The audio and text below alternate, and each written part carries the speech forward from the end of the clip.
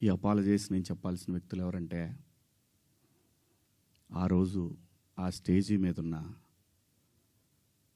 నా తోటి నటీనటులకు, ఆడబిడ్డలకు చెప్పాలి. ఫస్ట్ ఆ పదాలు దొరలకూడదు. నా జీవితంలో ఎప్పుడు దొరలలా. అలాగా 30 సంవత్సరాలైంది ఇక్కడికి వచ్చి. నేను అన్ని సంవత్సరాలు పాలిటిక్స్లో ఉన్న ఏ రోజు కూడా ఒక చిన్న మాట జగన్ గారినైనా, లేదంటే ఏ మహిళనైనా, లేదంటే ఏ పార్టీనైనా నా హద్దు దాటి మాట్లాడలా. అలాంటిది మరి భగవంతుడు ఎందుకో అలా దొర్లిపోయింది. నాకు కాన్షియస్ ఎలా మిస్ అయింది అనేది చాలా బాధపడ్డాను. నాకు తెలుసు, బయటికి రాగానే గెస్ట్తో అన్న, అబ్బాయి దొర్లేసానని అన్న. సో దానికి మీ అందరికీ సిన్సియర్ అపాలజీస్ చెప్తున్నాను, ఆ 2 పదాలకి, నా ఆడబిడ్డలకి.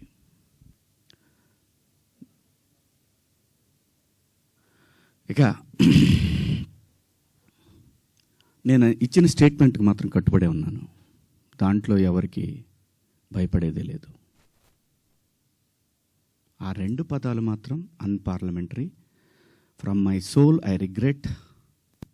అవి మాట్లాడటం తప్పు. Apologies very clear. ఇక మా దండోరా సినిమా గురించి మాట్లాడుతాం. దాని తర్వాత మీరు ఎవరు అడగాలనుకుని అడగచ్చు. ఎందుకంటే 2 రోజుల నుంచి దాదాపు 36 అవర్స్ అయింది నేను పడుకొని. 2 రోజుల నుంచి నేను ఈ ప్రమోషన్స్లో నేను పార్టిసిపేట్ చేయలేకపోయాను. ఓ ప్రొడ్యూసర్ నమ్మి మన మీద సినిమా ఇచ్చి ఖర్చు పెట్టాడు, రాలేకపోయాను. అంటే నాలోనే అంతర్మదనం, ఎందుకు ఇలా జరిగింది. అన్ని సంవత్సరాలు పాలిటిక్స్లో మాట్లాడినా ఎప్పుడు తప్పు మాట్లాడాను నేను, ఎందుకు ఇలా జరిగింది, ఏమైంది అని అనిపించింది. సో అందుకే రాలేకపోయాను. సో రేపు రిలీజ్ అవుతా ఉంది కాబట్టి ఖచ్చితంగా మాట్లాడాలి. ప్రొడ్యూసర్ గారితో చెప్పి, సార్ నేను సినిమా ప్రమోషన్కి వస్తానని చెప్పి ఈ ప్రెస్ మీట్ అంటే ఆయన అన్నారు, ఎందుకులేండి అనవసరంగా మళ్ళీ కాంట్రవర్సీ అవుతుంది. లేదు, మీ దగ్గర డబ్బులు తీసుకున్నాను కాబట్టి నేను ఖచ్చితంగా మీ సినిమాకి నేను నా వంతు నేను ప్రమోషన్ చేయాలి అని చెప్పాను. అలా రేపు 25వ తారీఖు క్రిస్మస్ నాడు రిలీజ్ అవుతుంది ప్రపంచవ్యాప్తంగా ఈ సినిమా. తప్పకుండా మీ దగ్గరలో ఉన్న థియేటర్లో మీకు వీలైతే చూడండి. ఒక మంచి సినిమా, సమాజాన్ని పట్టి పీడిస్తున్న కాస్ట్ సిస్టమ్ మీద ప్రేమ పట్ల ఉన్న వ్యతిరేకత తరతరాలుగా నడుస్తున్నా కూడా భవిష్యత్తులో కూడా నడుస్తుంది. ఆ వ్యతిరేకత కుటుంబాల నుంచి వాటిని గాఢంగా గట్టిగా స్పృశించింది ఈ కథ. అలాగే అసమానతలు, ఈ మనుషులు ఉన్నంత వరకు ఉంటాయి అసమానతలు. ఎన్నోసార్లు చెప్పే ఉంటారు, అయినా మనుషులు మారతారేమో అనే ఆశతోటి పని చేసుకుంటా పోవాలి, నెక్స్ట్ తరాలకి అందించి మనం వెళ్ళిపోవాలి. అలా చేసిన సినిమా ఇది. అలాంటి ఒక మంచి కథతో, కొన్ని యథార్థ సంఘటనలతో బేస్ చేసిన సినిమా.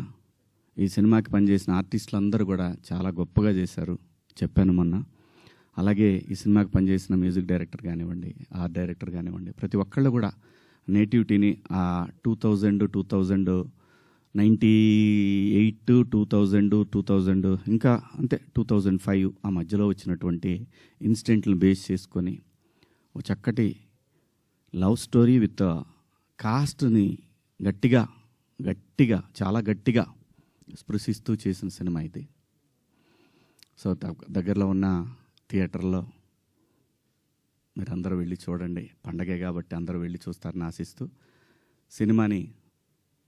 ఒక మంచి సినిమాని, ఒక మంచి పాత్ర నాకు ఇచ్చినందుకు నిర్మాతకు, అలాగే దర్శకుడికి అందరికీ పేరు పేరున నా ధన్యవాదాలు.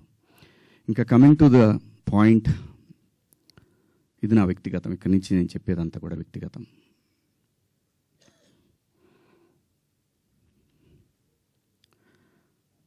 నాకన్నా ముందు చాలామంది గొప్ప గొప్ప జర్నలిస్టులు,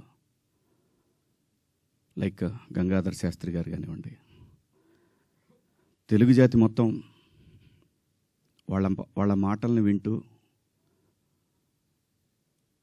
సంస్కృతిని ముందుకు తీసుకెళ్లాలనే ఆరాటంతో పనిచేస్తున్నటువంటి చాగంటి కోటేశ్వరరావు గారు, అలాగే గరికపాటి గారి ప్రవచనాల్లో స్త్రీ పట్ల, స్త్రీకున్న ప్రాముఖ్యత, వీటన్నిటి గురించి వాళ్ళు మాట్లాడే సందర్భంలో చాలామంది చాలా మాట్లాడారు.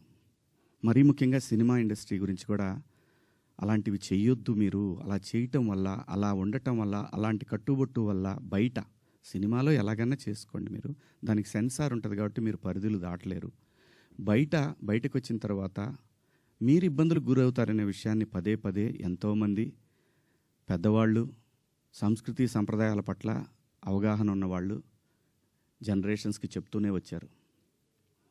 నేను అలా మాట్లాడటానికి ప్రధానమైన కారణం ఏంటంటే, లూలు మాల్లో నిధి అగర్వాల్ తను పడ్డ వేదన, తన కారులోకి వచ్చిన తర్వాత తను ఎంబ్రాసింగ్గా ఎలా ఫీల్ అయిందో అది నా మైండ్లోంచి పోలేదు. వారం రోజులవుతున్నా నా మైండ్లోంచి పోలా. ఆ తర్వాత ఇమీడియట్గా సమంత గారి మీద, తెలుగు సినిమాలో నేను ఈ ఇండస్ట్రీకి వచ్చిన తర్వాత 90% ఆర్టిస్టులు, ఫీమేల్ ఆర్టిస్టులు ఎప్పుడు కూడా లైక్ రమ్యకృష్ణ గారు కానివ్వండి, జయసుధ గారు కానివ్వండి, విజయశాంతి గారు, వీళ్ళు కట్టుకున్న శారీస్ మీద, వీళ్ళు వేసుకున్న డ్రెస్సుల మీద షాపుల్లో అమ్మేసేవాళ్ళు అనమాట. నేను ఎవరిని ఈ డ్రెస్సులు వేసుకోండి, ఆ డ్రెస్సులు వేసుకోండి, మీరు కప్పేసుకోండి అని నేను చెప్పలేదండి. నేనెవరిని చెప్పడానికి?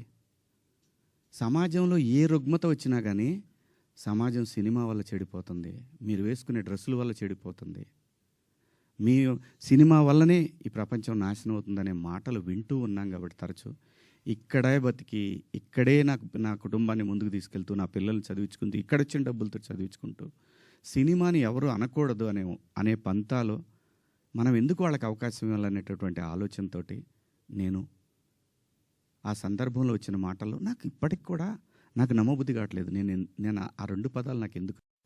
వెంకట గారు మీరు చూశారు కదా, ఎన్ని గంటలకండి? నైటు 1:30కి 11:18 మా వాడికి నాకే ఎందుకో కొట్టింది, ఏది జారింది, క్షమాపణ చెప్దామని చెప్పి బాత్రూంలో, ఇంట్లో వాళ్ళందరూ బాధపడుతుంటే బాత్రూంలో షూట్ చేసి నేను మా వాడికి పంపించా.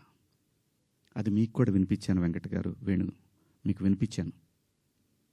ఈ వీడియో కాదు, ఇప్పుడు చూస్తున్న వీడియో కాదు, అంతకుముందే ఆ వీడియో 11:18 ఉంది. నేను మా ప్రసాద్కి పంపించా, వేసేద్దాం అబ్బా ఎందుకని. అది అందరూ ఫ్లోలో వెళ్ళిపోయింది, పెద్దగా ఏమీ లేదు, ఎందుకు కెలుక్కోవటం అన్నారు.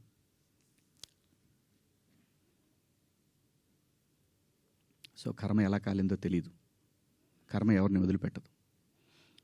అలా ఆ సందర్భంలో నేను వాడిన 2 పదాలు తప్ప నేను గమనించానండి. నైటు 11 o'clock తర్వాత 12 తర్వాత మీరు చూసుకోండి, 12:01 తర్వాత